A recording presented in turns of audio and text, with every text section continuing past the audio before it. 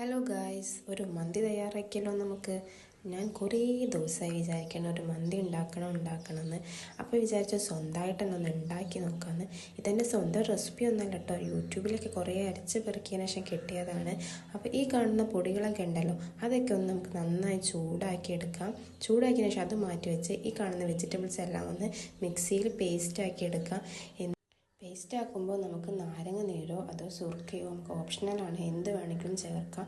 പിന്നെ നമുക്ക് ആ മാറ്റി വെച്ച പൗഡറിലേക്ക് നമ്മുടെ ചിക്കൻ നന്നായി കഴുകിയതിന് ശേഷം അതിട്ട് കൊടുക്കാം. അതിലേക്ക് അല്പം തൈര് ഒഴിക്കാം. പിന്നെ പേസ്റ്റാക്കി വെച്ച നമ്മുടെ നേരത്തെ മസാലയിൽ അതും നന്നായി ചേർക്കാം. പിന്നെ പറയാൻ വിട്ടുപോയത്, നേരത്തെ നമ്മൾ മാറ്റി വെച്ച പൗഡർ മസാല കുറച്ചും നമ്മളൊരു ടീസ്പൂൺ മാറ്റി വെക്കണം. ബിക്കോസ് നമുക്ക് കുറച്ച് കഴിഞ്ഞിട്ട് അത് ആവശ്യമുണ്ട് കേട്ടോ. അത് ഞാൻ പറഞ്ഞു തരാം കേട്ടോ. പിന്നെ നമ്മൾ നന്നായിട്ട് മിക്സ് ചെയ്ത് അത് നമുക്ക് കുറച്ച് ടൈം റെസ്റ്റ് ചെയ്യാൻ എത്രത്തോളം നമ്മൾ വെക്കണം അത് നല്ലതായിരിക്കും.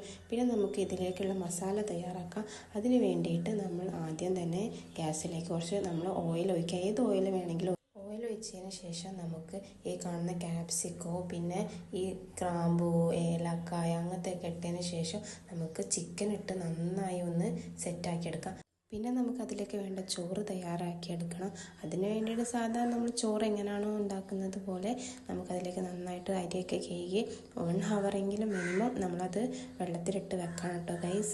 അങ്ങനെ അതിനുശേഷം നമുക്ക് അതിലേക്ക് വേറെ ഒരു മസാല വേണം തയ്യാറാക്കാൻ. അതിനാണ് ഞാൻ പറഞ്ഞത് നേരത്തെ ഒരു ടീസ്പൂൺ മസാല മാറ്റി വെക്കണമെന്ന്. ആ മസാലയും പിന്നെ നേരത്തെ നമ്മൾ ആക്കിയ മസാല എല്ലാം പാടിയിട്ട് നമുക്ക് ആ ചിക്കൻ നന്നായി ഫ്രൈ ചെയ്തെടുക്കാം.